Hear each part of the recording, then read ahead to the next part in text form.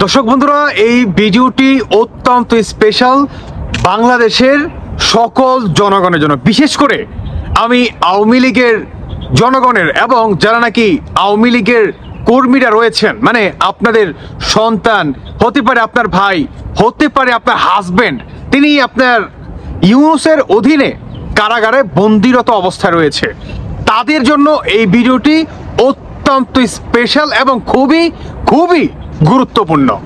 কারণ ডক্টর ইউনুস বর্তমান আওয়ামী লীগের কথাগুলো একটু ক্যাচ করে শুনবেন। মানে আমি নিজে কিছু বলবো না, যে নাকি জেল থেকে বের হয়ে আসছে এবং কিভাবে কারা বন্দীদেরকে, মানে প্রায় 4 লক্ষ আওয়ামী লীগের কর্মীদেরকে গণ আকারে মেডিসিন দ্বারায় তিলে তিলে তাদেরকে হত্যা করে ফেলছে। এই ভিডিওটি বা জনগণের উদ্দেশ্যে বিশেষ করে বাংলাদেশের সকল মানুষকে দেখার সুযোগ করে দিবেন। চলুন তাহলে সাব্বির ভাইয়ের মুখ থেকে আমরা সরাসরি শুনে আসি। 15 দিন পর পর উপদেষ্টারা যায় জেলখানা ভিজিট করতে, কেমিক্যালাইজেশন বা পয়জনিংটা ঠিক কত মাত্রায় হচ্ছে, ঠিকঠাক মতো হচ্ছে কিনা এগুলো দেখতে। রেজওয়ানা চৌধুরী তো 15 দিন পর পর কেরানীগঞ্জ কাশিমপুর কারাগার ভিজিট করে বেড়ায়, শুধুমাত্র এই পয়জনিংটা ঠিক মতো হচ্ছে কিনা, শুধুমাত্র এই কেমিক্যালাইজেশনটা ঠিক মতো হচ্ছে কিনা এই জিনিসটা তদারকি করার জন্য যায় তারা। জেলখানায় আমাদের নেতাকর্মী যে কত পরিমাণ নির্দয়, নির্মমতা এবং নির্যাতনের শিকার হচ্ছে, এটা যদি সরজমিনে দেখাইতে পারতাম মনটা শান্তি হতো। কারণ ব্যক্তিগতভাবে আমি নিজেও কারাগার থেকে ঘুরে আসছি একটা মিথ্যা মামলায়, সেটা আপনারা খুব ভালো করেই জানেন। শুধুমাত্র বাংলাদেশ এবং বঙ্গবন্ধু এবং মুক্তিযুদ্ধ নিয়ে কথা বলার কারণে আমাকে মিথ্যা মামলার মুখোমুখি হতে হয়েছে। কেন এই মিথ্যা মামলা? তুই কেন মুক্তিযুদ্ধ নিয়ে কথা বলবি? তুই কেন বঙ্গবন্ধু নিয়ে কথা বলবি? তুই হচ্ছিস গরিব ঘরের ছেলে, তোর বাপ মা ঋণ করবে, লোন তুলবে, সেই লোনের কিস্তি দিবে, খাটবে, তুই তোর বাপের সাথে দোকানে কাজ করবি, তুই কেন এগুলা? মানে রিমান্ডে নিয়ে আমাকে খুব ভালোভাবে বুঝিয়ে দিয়েছে যে তুই এদেশের নাগরিক শুধুমাত্র কামলা খাটার জন্য। তুই কেন দেশ নিয়ে কথা বলবি? তুই কেন মুক্তিযুদ্ধ নিয়ে কথা বলবি? হ্যাঁ, দ্যাট ইজ দ্য রিয়েলিটি। পশ্চিমারা তাদের মনোনীত মানুষজন ছাড়া মুক্তিযুদ্ধ কিংবা স্থানীয় আঞ্চলিক যেই ক্ষমতায়ন, সেই ক্ষমতায়নে বিশ্বাসী যেই সমস্ত সাধারণ নাগরিক আছে তাদেরকে তারা পছন্দ করে না। কেন করবে? কারণ তারা যদি থাকে রক্ষণশীল ভূমিকায়, তাহলে তো অনায়াসেই বাংলাদেশকে তাদের ছেড়ে দিতে হবে। বাংলাদেশকে যেন না ছাড়া লাগে, এজন্যই পশ্চিমারা পদে পদে নিজেদের ম্যান বসাইছিল। কিন্তু তারা ভুলে গেছে যে সেই ম্যানগুলো অযোগ্যতা সম্পন্ন এবং লোভী। হ্যাঁ, আমার মামলার মেটিকুলাস ডিজাইনের পিছনে বিএনপির হাত ছিল, এটা আমার কথা না, আমার আইনজীবীর মারফত আমি শুনেছি। তবে আজকে নিয়তির কি বিচার দেখেন, এতদিন পর হলেও বিএনপি কিন্তু সেই সাপের কামড়ে আক্রান্ত। এতদিন আমি কথা বলিনি। কেন কথা বলিনি জানেন? কারণ আমি অসুস্থ ছিলাম।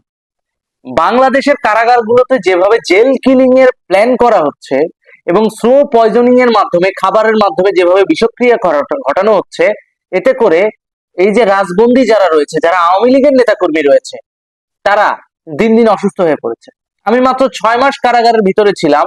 6 মাস পর বের হওয়ার পর আমার শারীরিক যেই পরিমাণ কন্ডিশন খারাপ হয়েছে, তাহলে একবার চিন্তা করে দেখেন যারা 1 থেকে 1.5 বছর ধরে কারাগারে বন্দী, তাদের কি অবস্থা। সারা জীবন বঙ্গবন্ধু এবং মুক্তিযুদ্ধ নিয়ে কথা বললাম, অথচ মামলা খাইলাম জুলাই আন্দোলনে। কেন? যেই জুলাই আন্দোলনের পক্ষেই আমি না, সেই জুলাই আন্দোলনে নাকি আমি যাই মানুষ খুন করছি। যে আন্দোলনের পক্ষেই আমি না, তাহলে আমি ওই আন্দোলনে যাব কেন? এই ধরনের একটা এলিগেশন দিয়ে আমার নামে মিথ্যা হত্যা মামলা দেওয়া হয়েছে। সেই হত্যা মামলায় আমি যখন কারাগারে গেলাম, কারাগারে যায় দেখি নতুন নাটক। যেই সমস্ত জেল বন্দী রয়েছে, অর্থাৎ রাজনৈতিক বন্দী রয়েছে, তাদেরকে প্রতিনিয়ত মানসিক টর্চার এবং চিকিৎসাহীনতার শিকার হতে হয়। হাজতি যারা, তারা প্রপার, এটাই বাস্তবতা। শুধু তাই নয়, ঢাকা দক্ষিণ সিটি কর্পোরেশনের 41 নং ওয়ার্ড কাউন্সিলর সারোয়ার হোসেন আলো, তিনি একজন দৃষ্টি প্রতিবন্ধী। তাকে কারা কর্তৃপক্ষ সঠিক চিকিৎসা দিতে পারে নাই এবং দেয়ও নাই। অবহেলা করে করে লোকটাকে দিন দিন ক্যান্সারের দিকে ধাবিত করছে। এই অবস্থা যদি চলতে থাকে হয়তোবা লোকটা বেশি দিন বাঁচবে, কিন্তু সে মরে গেলে জেল কর্তৃপক্ষের সর্বোচ্চ 2 টাকার কাগজ খরচ হবে, কিন্তু বাস্তবায়ন হবে ইউনিসের মেটিকুলাস ডিজাইন। প্রতিনিয়ত কারাগারের ভিতরে বন্দীদেরকে যে খাবার দেওয়া হয় সেই খাবারগুলোতে কেমিক্যাল মেশানো হয়। দীর্ঘদিন এই কেমিক্যাল মেশানো খাবার খেতে খেতে একটা পর্যায়ে আসামিদের মস্তিষ্ক ড্যামেজ হয়, এবং দীর্ঘদিন এই কেমিক্যাল যুক্ত খাবার খেতে খেতে বন্দীরা মানসিকভাবে যেমন ভেঙে পড়েন, তাদের মস্তিষ্ক যেমন ড্যামেজ হয়, ঠিক তেমনি তারা শারীরিকভাবে দুর্বল হয়ে পড়ে। শুধু শারীরিকভাবে দুর্বলই না, তারা চূড়ান্তভাবে অসুস্থ হয়ে গেলে তাদেরকে পর্যাপ্ত চিকিৎসা সেবাও দেওয়া হয়। বেসিক প্রয়োজনে আপনি যে জেল কর্তৃপক্ষের কাছে যে যদি কিছু চান, সেটাও জেল কর্তৃপক্ষ কর্ণপাত করবে না। প্রতি সপ্তাহে একটা করে সুপার ফাইল হয়, সেই সুপার ফাইল নাম করে জাস্ট জেলার এসে পরিদর্শন করে যায়, গল্প করে যায়, কিন্তু বাস্তবতায় সেই ধরনের কোনো সুযোগ সুবিধা আসামিরা পায়। দীর্ঘদিন এই ব্যক্তি কেরানীগঞ্জ কারাগারে অসুস্থ অবস্থায় জীবনযাপন করছিল। কারা কর্তৃপক্ষ তো চিকিৎসার ব্যাপারে গুরুত্ব দেয়ই নাই, উল্টো যখন মরার মতো অবস্থা চলে আসছে তড়িঘড়ি করে হসপিটালে নিয়ে গেছে, তাও মাটিতে বেডে ফালায়া, মানে মাটিতে একটা সিঙ্গেল তোষকের মতো ফালায়া তার উপর হাত করা পরায়া, সেই হাত করা আবার আরেকটা বেডের যে পায়া আছে পায়ার সাথে লাগাই দিচ্ছে, অর্থাৎ হাত করা পরা অবস্থায় মাটিতে ফেলে তাকে চিকিৎসা দেওয়া হচ্ছে। তো একজন দৃষ্টি প্রতিবন্ধী কাউন্সিলর, এনার এখন না হয় দৃষ্টি চলে গেছে, কিন্তু যখন তার দৃষ্টি ছিল, যে সে যখন কাউন্সিলর ছিল, তখন তো সে তার পকেটের টাকায় অনেকের চিকিৎসা করিয়েছে। কিন্তু আজকে ভাগ্যের কি নির্মম পরিহাস দেখেন, সে নিজেই চিকিৎসা পাচ্ছে না। পাবে কেমনে? কারণ অবৈধ অসাংবিধানিক এই ইউনূস সরকার বাংলাদেশে নতুন একটা জেল হত্যার নীল নকশা করেছে। এটা বন্দুকের গুলিতে নয়, এটা হচ্ছে বায়োলজিক্যাল ওয়েপেনের মাধ্যমে। অর্থাৎ জেলখানায় আপনাকে রাখা হবে, জেলখানায় আপনাকে খাওয়া দাওয়া দেওয়া হবে, এই খাবারের মাধ্যমে বিষক্রিয়া করা হবে, এবং ধীরে ধীরে ধীরে ধীরে আপনি দুর্বল হয়ে পড়বেন, আপনার মস্তিষ্ক ড্যামেজ হয়ে পড়বে, এবং আপনার শরীরে ক্যান্সারের জীবাণু বাসা বাঁধবে, অ্যালার্জির জীবাণু বাসা বাঁধবে। আমার ক্ষেত্রেও সেটা হয়েছে। আমি মাত্র 6 মাস ভিতরে ছিলাম, আমার সিরাম নামে একটা উপাদান শরীরে, সিরাম নামে একটা কেমিক্যাল শরীরে ইনজেক্ট করা হয়েছে, যেটা স্বাভাবিক মানুষের থাকার কথা 100-র নিচে, আমার রয়েছে 600-র উপরে। অর্থাৎ দীর্ঘদিন জেলখানার খাবার খেতে খেতে আমার সিরামের পরিমাণ বেড়ে দাঁড়িয়েছে 600, যেটা একজন স্বাভাবিক মানুষের থাকে 100-র নিচে। আমি যখন জেল থেকে বেরিয়ে ডায়াগনস্টিক চেক আপ করাইলাম, ওরা বলছিল যে আপনি যদি আর 3 মাস ভিতরে থাকতেন, আপনার স্কিন ক্যান্সার হওয়ার ঝুঁকি ছিল। মানে বুঝতে পারছেন, স্কিন ক্যান্সার। আর ক্যান্সার যদি একবার কারো হয়, সে মানুষ কিন্তু বাঁচে না। তো পাকিস্তানিরা যাওয়ার আগে বুলেট দিয়ে বুদ্ধিজীবী মেরে গেছে, কিন্তু পশ্চিমাই দোসররা আপনাকে মারবেও না, গায়ে হাতও তুলবে না, বরং 3 বেলা আপ্যায়ন করে খাওয়াবে, ভালোভাবে সুন্দর ব্যবহার করবে, কিন্তু খাবারের ভিতর থাকবে পয়জন। ধীরে ধীরে মরবেন আপনি, ধুকে ধুকে মরবেন আপনি। শুধুমাত্র বঙ্গবন্ধু এবং মুক্তিযুদ্ধকে সাপোর্ট করার কারণে যদি ছাত্রলীগ যুবলীগের ভাই ব্রাদারদের শরীরে পয়জনিং করানো হয়, তাহলে এটা নিঃসন্দেহে প্রশ্ন ওঠে, এটা কি মানবাধিকার লঙ্ঘন নয়? এটা কি জেল কিলিং এর অংশ নয়? খেয়াল করে দেখবেন, আমি কিন্তু আগের মতো কথা বলতে পারি না, আমার কিন্তু কথার ভিতরে একটা ফামলিং চলে আসে। এটাও ওই কেমিক্যালের প্রভাব, পয়জনের প্রভাব। এটা সেরে উঠতে একটু সময় লাগবে, চিকিৎসা চলছে, খুব শীঘ্রই হয়তোবা সুস্থ হব। সব মিলিয়ে একটা বাস্তবতার কথা কি, বাংলাদেশে জেলখানায় আমাদের আওয়ামী লীগ, ছাত্রলীগ, যুবলীগের ভাই ব্রাদাররা কেউই নিরাপদ না। তাদেরকে বাঁচাতে হলে আপনাদের সহযোগিতা লাগবে, জনগণের সাপোর্ট লাগবে। আর ইউনূস সরকার যেভাবে পয়জনিং করতেছে খাবারের মাধ্যমে, কারাগারগুলোতে যে পরিমাণ খাবার দেয়া হয় সরকারের তরফ থেকে, বলা হয় মাছ আছে, মাংস আছে, ডিম আছে, নিয়মিত সপ্তাহে একদিন মাংস, একদিন মাছ, একদিন দেওয়া হয়, এটা কি বলে, ডিম দেওয়া হয়। কিন্তু বাস্তবে কি দেওয়া হয় সেটা যদি আপনাদেরকে বলি, আপনারা হাসবেন। আমরা ভিক্ষুককেও যে পরিমাণ মাংস দিয়ে খাবার দেই না, সেই খাবারটা ওখানে বন্দীদেরকে দিতে হয় বা খেতে হয় বা দেয়। সেই পরিমাণ খাবার ওরা বন্দীদেরকে দেয়, অর্থাৎ এইটুক সাইজের একটা মাংস দিবে, সাথে একটু ঝোল, ওইটা দিয়ে আপনাকে ভাত খেতে হবে। আপনি যদি এক্সট্রা খাবার খাইতে চান তাহলে আপনাকে কিনে খেতে হবে। তাহলে ইউনূস সরকার তার সরকারি কার্যক্রমে প্রচার করতেছে কি, যে না, বন্দীদেরকে উন্নত জীবন মান দেওয়া হচ্ছে, সাথে উন্নত খাবার। কিন্তু উন্নত কি খাবার দিচ্ছে?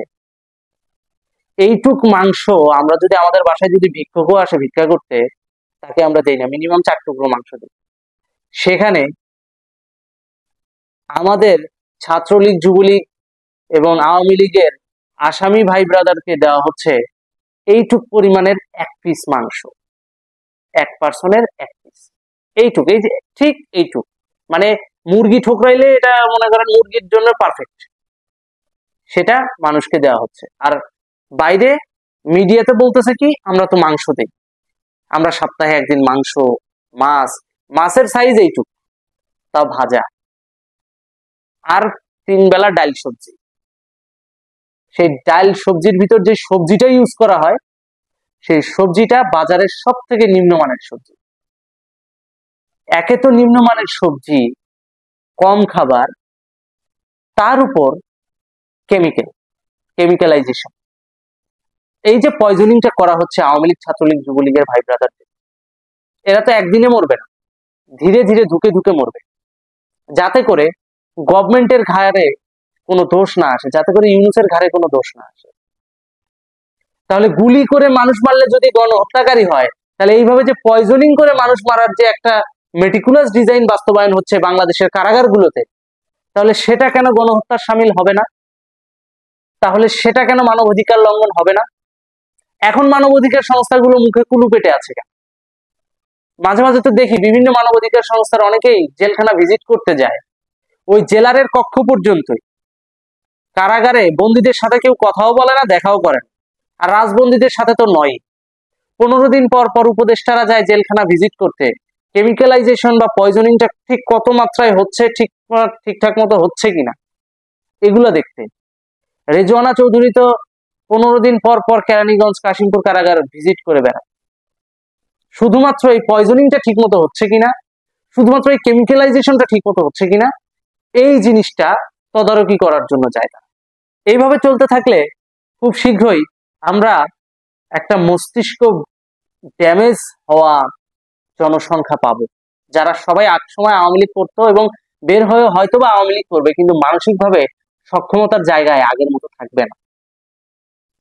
আর ইউনূসের মেটিকুলাস জেল কিলিং ডিজাইনটা এইটাই, হয়তো তুমি বেঁচে থাকবে, কিন্তু তোমার মস্তিষ্ক থাকবে না, তোমার শরীর থাকবে না, তোমার শরীরে তুমি জোর পাবা না, একই সাথে তুমি তোমার মস্তিষ্ক খাটায় কিছু করতেও পারবা না, ভ্যাবলা হয়ে থাকবা। এই পয়জনিং থেকে আমাদের আওয়ামী লীগ, ছাত্রলীগ, যুবলীগের ভাই ব্রাদারদেরকে রক্ষা করতে হলে আন্তর্জাতিক হস্তক্ষেপ জরুরি। একে তো মিথ্যা মামলা, তার উপর এই যে খাবারের কেমিক্যালাইজেশন, পয়জনিং, এই প্রত্যেকটা বিষয় পুঙ্খানুপুঙ্খানুভাবে আন্তর্জাতিক মহলের নজরে আনতে হবে, তবেই মিলবে মুক্তি। 71-এ পাকিস্তান সেনাবাহিনী যেভাবে বুদ্ধিজীবী হত্যা করেছে, এখন এই মুহূর্তে ইউনূস এসে সেম একই কাজটা করতেছে। পাকিস্তানি আর্মিরা করতে হলো বুলেটে, এ করতেছে বায়োলজিক্যাল ওয়েপেন ইউজ করে। তাই কারাগারের ভিতরে বায়োলজিক্যাল ওয়েপেন ব্যবহার নিষিদ্ধ করা উচিত। এবং আরেকটা জিনিস খেয়াল করবেন, একবার কারো জামিন হলে তাকে কিন্তু পুনরায় আবার মিথ্যা আর একটা মামলা দিয়ে, পিডব্লিউ দিয়ে এনিহাও জেলের ভিতরে রাখে। কেন রাখে? এটা একটা কোর্স সিস্টেম, অর্থাৎ হচ্ছে আপনি যে কোনো একটা কেমিক্যালাইজেশন যখন স্টার্ট হয়, এটা একটা নির্দিষ্ট মেয়াদ থাকে, যে মিনিমাম 1.5 বছর বা 2 বছর। 2 বছর প্রতিনিয়ত একটা পয়জন যদি আপনার শরীরে যায়, 2 বছর পর সেটার কিন্তু আউটপুটটা দৃশ্যমান হবে।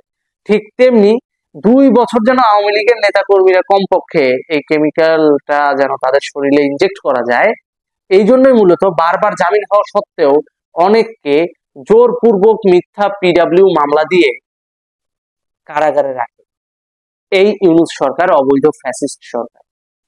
এটাই বাস্তবতা, এটাই হয়েছে। দর্শক বন্ধুরা, সবার আগে আমি ধন্যবাদ জানাই সাব্বির ভাইকে, কারণ বাংলাদেশে ইউনূস সরকার উনি আমেরিকার এজেন্ডা বাস্তবায়ন করার জন্য, কিংবা যারা নাকি স্বাধীনতামুখী আপনার শক্তি আছে, ৭১-এর চেতনার মানুষজন রয়েছে, তাদেরকে কিভাবে গণহত্যা করা যায়, মানে বাংলাদেশের আওয়ামী লীগের তো 40 থেকে ৪৫% ম্যান্ডেটের অধিকারী, তাই না? তো যারা নাকি এই জনগণগুলো আছে তাদেরকে কিভাবে আপনার মেডিসিন ধারায় একটা জাতিকে পাগল বানিয়ে দেওয়া যায়, কিভাবে মেন্টালি তাদেরকে শেষ করে দেওয়া যায়, কিভাবে শারীরিকভাবে তাদেরকে অক্ষম করে দেওয়া যায়, মানে কিভাবে একটা জাতিকে ধ্বংস করে দেওয়া যায়, এইটারই হচ্ছে একটা নমুনা। সাব্বির ভাই, আপনাকে মনের অন্তঃস্থল থেকে ধন্যবাদ জানাই, কারণ আপনি যদি এটা প্রকাশ না করতেন তাহলে বেমালুম আমরা জানতামই না যে একটা জাতিকে কিভাবে গণহত্যার দিকে তিলে তিলে আসলে নিতেছে এই অন্তর্বর্তীকালীন সরকার। আমি বলবো ৪ লক্ষ নেতাকর্মীদেরকে তো উনি গণহত্যা করছে না, ৪ লক্ষ নেতাকর্মীর সাথে আরো ৪ লক্ষ পরিবার রয়েছে, অলমোস্ট 1 মিলিয়ন, প্রায় 1 মিলিয়ন মানুষকে উনি গণহত্যা করতেছে তিলে তিলে। সংখ্যাটি এখানেই থেমে যাবে না, আস্তে আস্তে বৃদ্ধি পাবে যদি এই অন্তর্বর্তী সরকারের পতন না হয়। এবার ভাবেন এই সরকার স্বৈরাচারের কোন জায়গায় বা কোন স্টেজে তারা নিয়ে গিয়েছে।